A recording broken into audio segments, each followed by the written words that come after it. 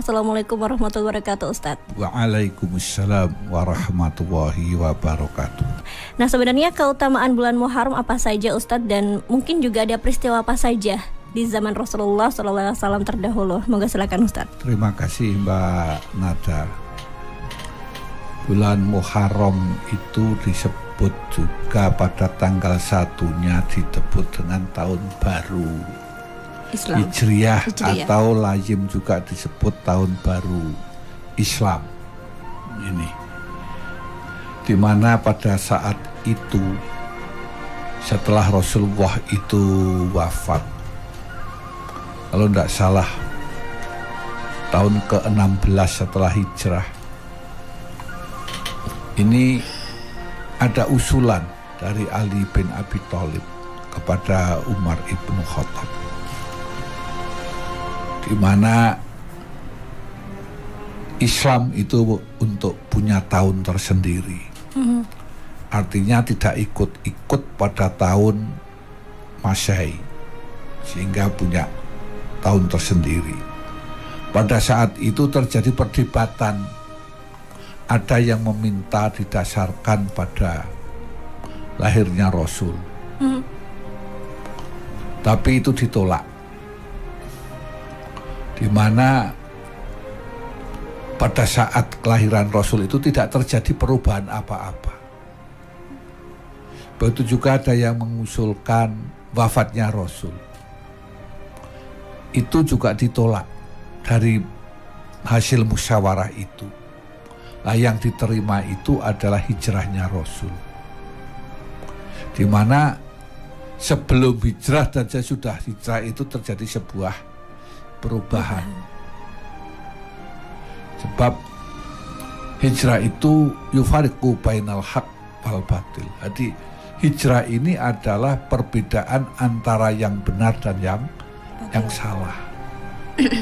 Maka disepakatilah bahwa nama tahun itu adalah tahun baru Hijriah yang dimulai sejak hijrahnya Rasulullah Muhammad Sallallahu Alaihi Wasallam, di mana pada saat itu Rasulullah Sallallahu Alaihi Wasallam mendapatkan perintah untuk hijrah, hijrah ke Yasrib yang kemudian namanya diganti nama Madinah, Madani, itu jadi tempat yang luar biasa lah, enaknya bilang, dengan budayanya, dengan ilmunya, dengan segalanya itu.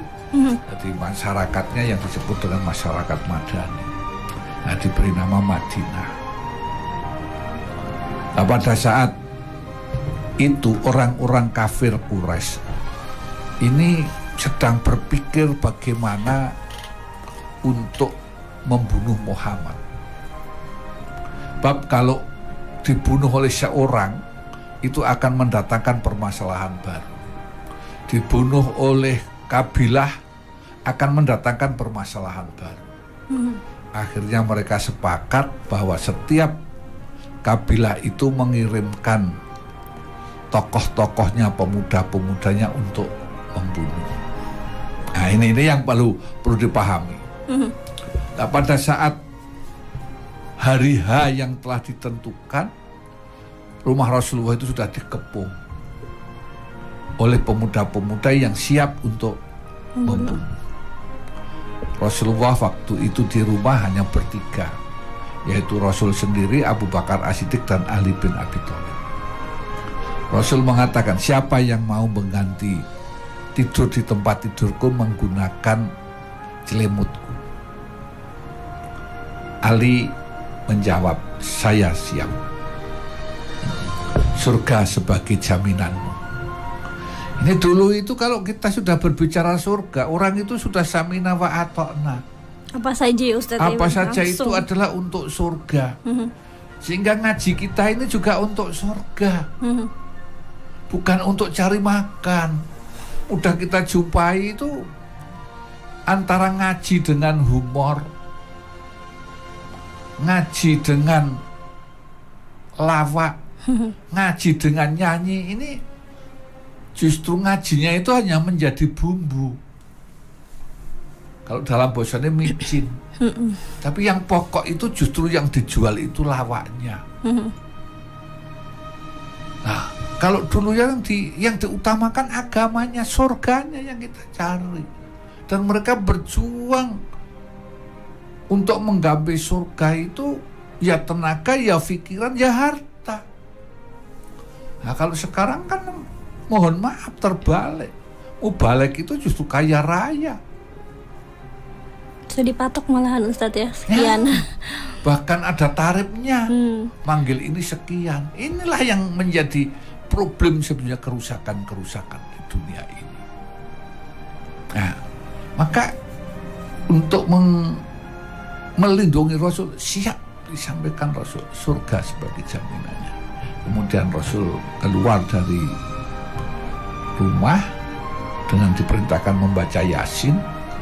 Nah, di saat sampai waja'alna min baini aydihim sattan wa min khalfihim sattan wa aqsinahum fahum la yubsirun. Nah, mereka ini semua tidak ada yang melihat. Rasul keluar saja.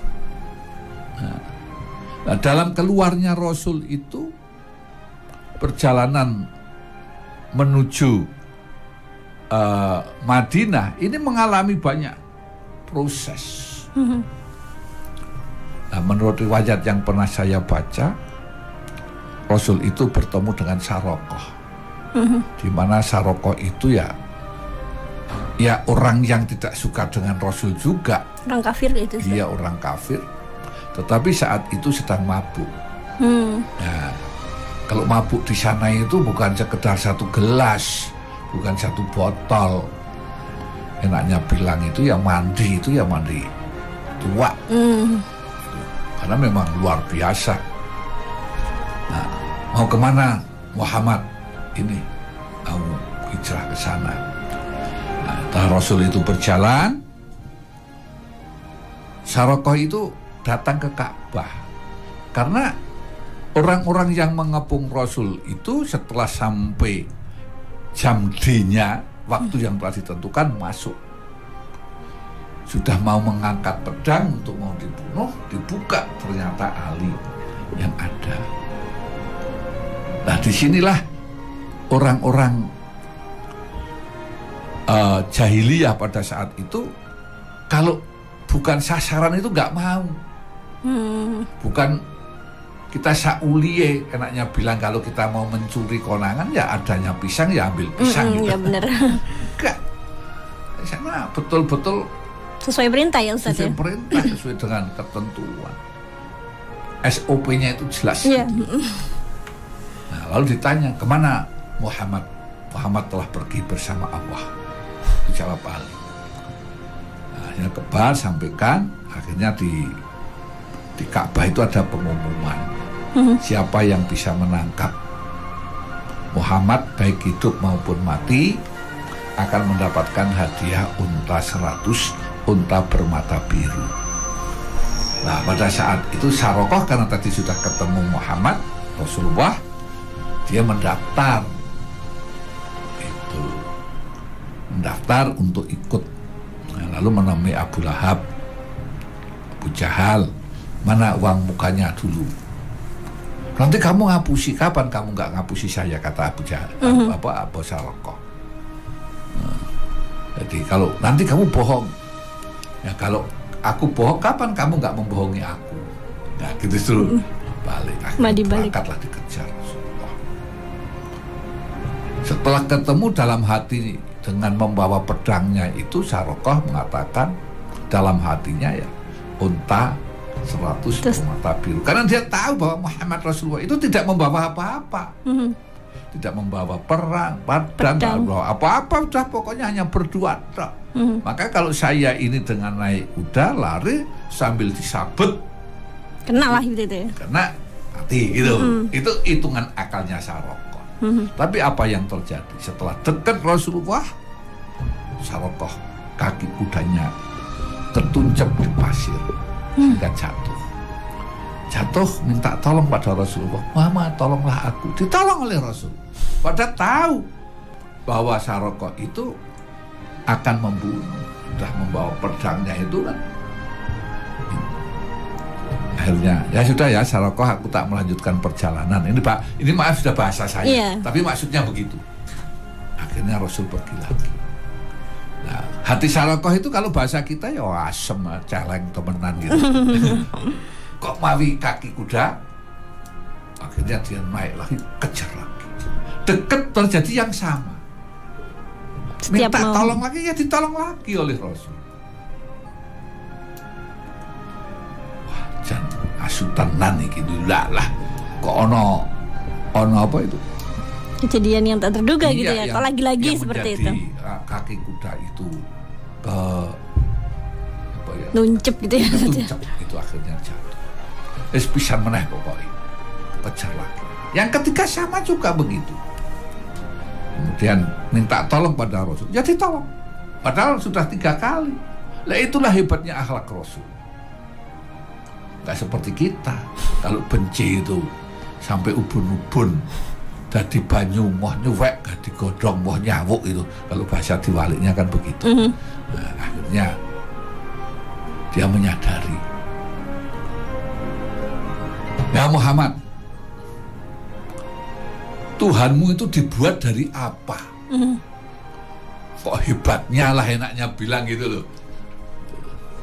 Nah, ada sebagian orang mufasir yang mengatakan termasuk asbabun nuzulnya surat Al-Ikhlas. Qul jawablah Sarokoh. Qul jawablah. Huwa yang engkau tanyakan, Tuhanmu itu dari apa? Allahu Ahad. Tuhanku itu Allah yang Maha Esa. Lam yalid walam yulad, tidak berputra, tidak diberi. Walam yakul lahu kufuwan ahad, tidak ada yang menyamai. Bukan dari perak, bukan dari emas, bukan dari intan permata, tidak ada yang menyamai. Lalu Sarokoh bilang, memper kalau bahasa kita ini. Bahasa Jawanya Ustaz ya. Memper ini, karena Tuhannya itu memang bukan sembarangan Tuhan. Ya benar Ustaz. Bukan dari batu, bukan dari emas. Nah, akhirnya dia kembali. Alhamdulillahirrabbilalamin. Subhanakallahumma wa bihamdika asyhadu alla ilaha illa anta astaghfiruka wa atubu ilaik.